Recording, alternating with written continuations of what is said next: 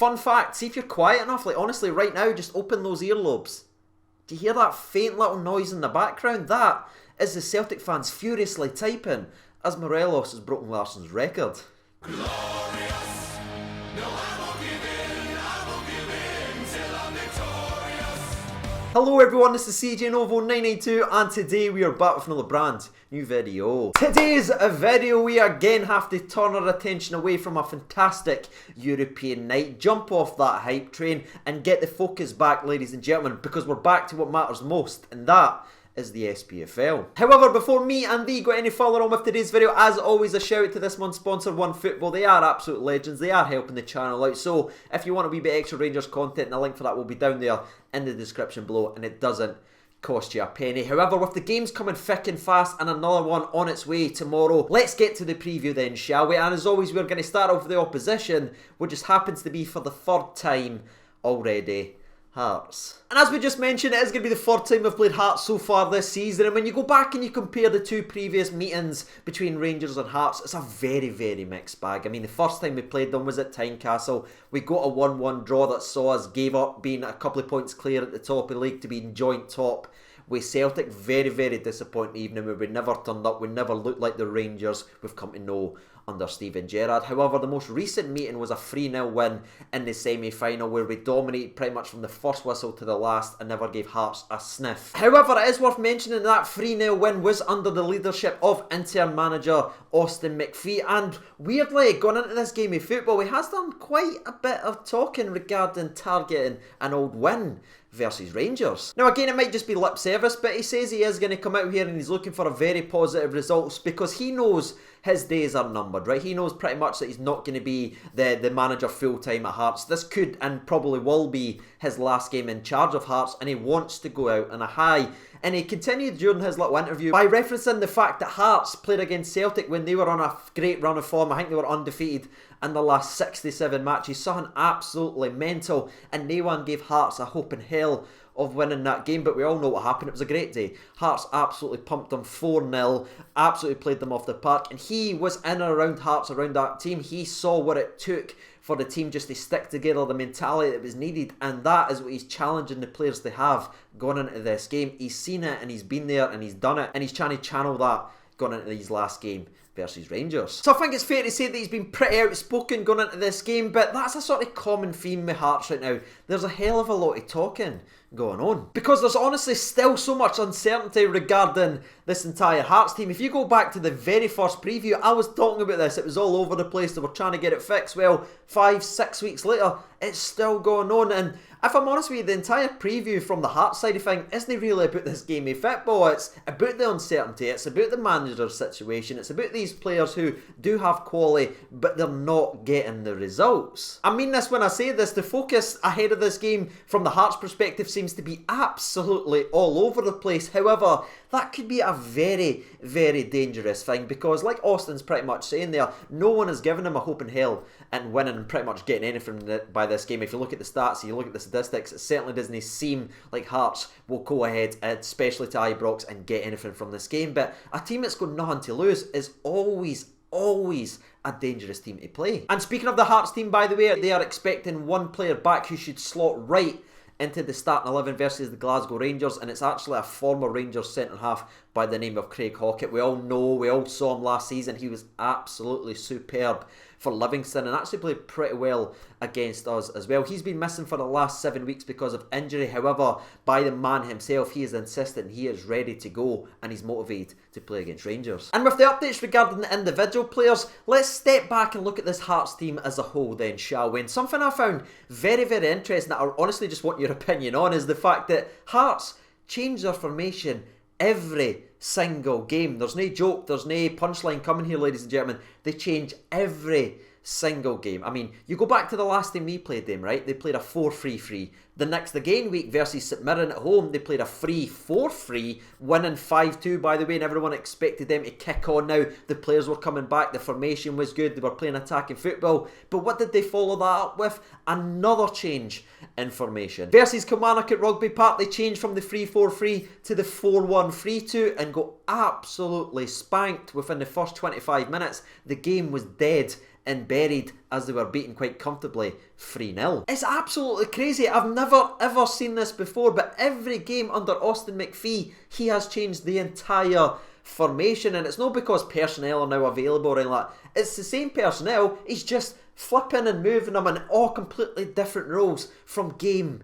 to game, which makes my job of previewing his Hearts team and giving you information about how they're going to set up pretty much impossible. So thanks, you skinny Viking. And I think with that being said, that's the perfect place to end the old Hearts preview, ladies and gentlemen. They are a Hearts team that's sitting joint bottom of the SPFL, but when you read too much into that, they do have good players, they do have dangerous players, and they will be a problem tomorrow, so hopefully we are at our best. But with that being said, let's turn our attention, as always, to the Rangers press conference, which featured the gaffer and the captain. And I need to start with this quote from Steven Gerrard after being asked the same question in 4 different ways consecutively during this week's press conference for Rangers versus Hearts. Gerrard finally had to just say, I know you want the headlines, but you'll have to be patient and you'll get your headlines in due course. End quote. And I'm bringing that up because not only is that an absolute fantastic quote from Steven Gerrard, but it pretty much sums up the entire freaking press conference, because this week's press conference was absolutely honking. And what's absolutely baffling is this isn't the first time it's happened so far this season. If you tune into these preview videos, thank you so much, by the way, for sticking with me and watching and supporting the content. Greatly appreciate it. But if you tune into these videos, you've heard me complain about this before. It's Rangers versus whoever press conference, or whoever versus Rangers press conference. That is the topic, right? That is why we are meeting.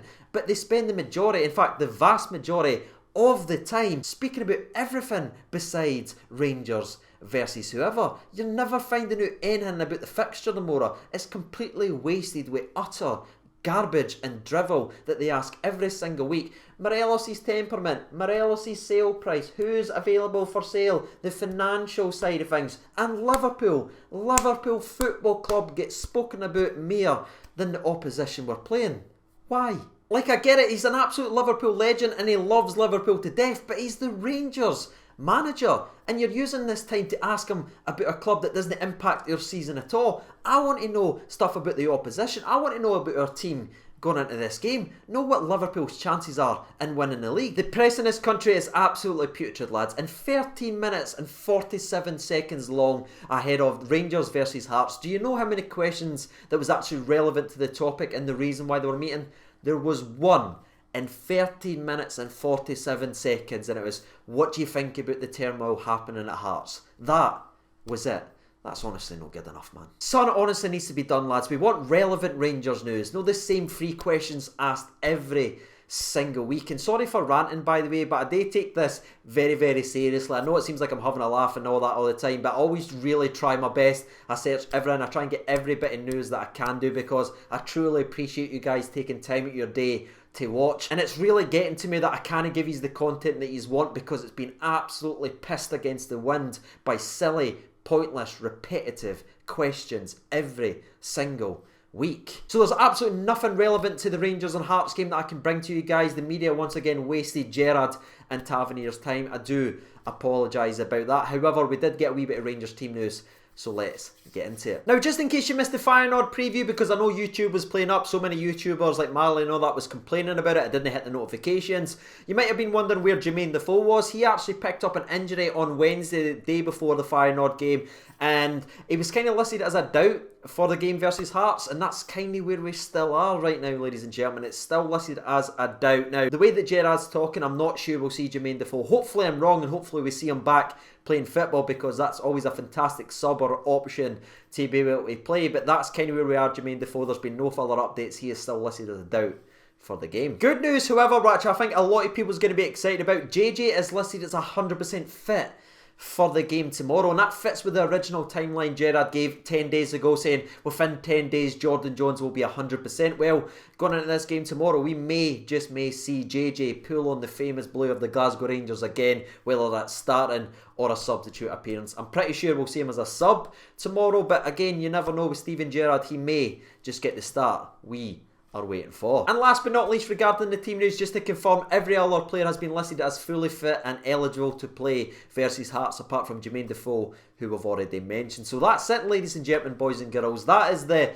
press conference for Rangers versus Hearts. The Hearts preview all done and dusted, and as always, the latest Rangers team news. So hopefully now you know a little bit more about the fixture tomorrow. That will help you with your prediction on, because it's time to get our predictions out there. Now, I'm on a fantastic bit of run right now, being 1 goal off in the last 6 preview. So if you get to this point, either go 1 above or 1 below. It's always the same. But while you guys are sharing your opinion, I will give you mine very, very briefly. I am actually going to go with a strong performance from Rangers at Ibrox, a packed Ibrox, one of the few home games we've had in a long time, and we will have for a long time. And I'm going to go with Rangers 4, Hearts 1. My goal scorer shouldn't surprise many of you, but I'm going to go with, again, Amarelo's dirty double. That seems to be working for me every single time I pick it. I think Jermaine Defoe, if he's a part of the game, will score, but if he isn't, I see a goal coming from Scotty Arfield. And my last goal scorer is going to be none other than the captain himself, Captain Tavernier. So over at Twitter then, there's been 1,113 votes. Thank you so much for getting involved. 2% votes for the draw, 3% votes for a Hearts win, but the far and away winner with 95% of the vote is a Rangers home win. So let's see what the people's had to say then. And Ian writes in all the way from sunny Barcelona, and on the wife's birthday, a very happy birthday to the wife, Ian. He writes in Rangers 3-0, Alfie dirty double, and a Ryan Kentigles Kent to run riot and tear them apart. Again, Keemstar writes in Rangers 3-0, a Defoe dirty double this time, and Morelos to hopefully see us go top of the league. Jordan writes in 3-0 Rangers, Kent, Morelos and Stephen Davis. Craig writes in 4-0 Rangers, Defoe dirty double, Kent and Ryan Jack. Philip Ewan McGregor writes in 3-0 Rangers, big buff double, and Ryan Jack halfway line volley. Dave Cornish writes in 4-1 to the famous Morelos, Kent, Jack and Scotty Arfield. Sarah O'Free writes in 3-1 to Rangers, Jack double and an Alfredo goal. Rab Ross writes in 5-1 to Rangers, Hearts to catch us cold early doors, but a strong and comfortable win after that. Morelos hat-trick, 1 for Kent and a penalty kick from the captain. That's very, very similar in the way I think the game's going to go, mate. Kyle Witherspoon writes in 3-0 to the famous Morelos 1 and Kent to get a cheeky dirty double. That's interesting. And the last one we're going to read out, we'll scroll all the way down to the bottom, and it comes from CS, and he simply writes in 3-0 Rangers, CJ, a Morelos hat-trick. So there it is, ladies and gentlemen, boys and girls. You've heard from the people, you've heard from myself. If you haven't done so already, you know what to do by now. Before we wrap up though, I just want to thank you for watching today's video, and if you are new around here and you don't mind subscribing, that would be absolutely tremendous. We are chasing the 55k dream, and any help that you guys could support would be absolutely incredible. But as always, I've been CJ over 92. I'll catch you in the next video, and bye.